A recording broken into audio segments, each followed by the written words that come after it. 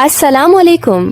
आज हम बात करेंगे एक ऐसे मौजू पर जो अक्सर मियाँ बीवी के दरमियान मोहब्बत भरे लम्हात का हिस्सा होता है, लेकिन बहुत से लोग इस बारे में शर्म या उलझन का शिकार होते हैं। क्या बीवी के पिस्तान चूमना जायज है? क्या इस्लाम इसकी इजाजत देता है? क्या ये बीवी के जज्बात और जिस्मानी खुशी के लिए फायदा मंद है? आइए दलाइल और अदब के साथ इस मौजू को समझते हैं। हिस्सा 1, शरई पहलू। इस्लाम ने मियाँ बीवी को एक दूसरे से लज्जत हासिल करने की मुकम्मल इजाजत दी है। जी हाँ, मुकम्मल इजाजत। कुरान में अल्लाह ताली फरमाता है, हुन्ना लिबासुन लकुम व अंतुम लिबासुन लहुन्ना। इल बकरा एसिन फासिन, यानी बीवियाँ तुम्हारा लिबास हैं और तुम उनका लिबास हो। इस आयत का मतलब है कि शौहर और बीवी एक दूसरे के लिए मुकम्मल सुकून, तहफ़्फ़ुज़ और मोहब्बत का ज़रिया हैं।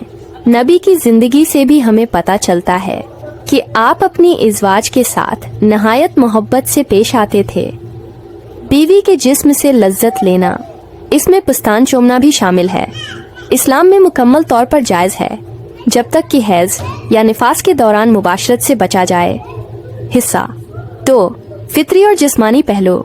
बीवी के पिस्तान औरत के जिस्म का एक हसास और मोहब्बत तलब हिस्सा हैं। जब शौहर इन्हें चूमता है या प्यार से छूता है तो औरत को जिस्मानी सुकून मिलता है, जिनसी ताल्लुक मजीद खुशगवार हो जाता है।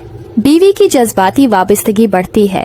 ये अमल न सिर्फ औरत की खुशी का जरिया है, बल्कि इज़्दिवाजी जिंदगी में मोहब्बत बढ़ाने का एक मुअस्सिर तरीका भी है। हिस्सा 3, इखलाक और आदाब। इस अमल को अंजाम देते वक्त कुछ बातों का ख्याल रखना जरूरी है। 1, बीवी की रजामंदी बहुत अहम है। 2, सख्ती या जबरदस्ती न की जाए। 3, सफाई सुथराई का ख्याल रखा जाए। 4, बीवी की शर्मो हया का लिहाज भी किया जाए। इख्तितामिया। तो दोस्तों, बीवी के पिस्तान चूमना न सिर्फ शरई तौर पर जायज है, बल्कि इज़्दिवाजी मोहब्बत का एक खूबसूरत इजहार भी है। अगर हम शरीयत, फितरत और जज्बात का ख्याल रखते हुए ये अमल करें तो रिश्ता मजीद मजबूत और खुशगवार हो जाता है। अगर आपको वीडियो पसंद आए तो लाइक करें, शेयर करें और चैनल को सब्सक्राइब करना न भूलें। अल्लाह हाफिज।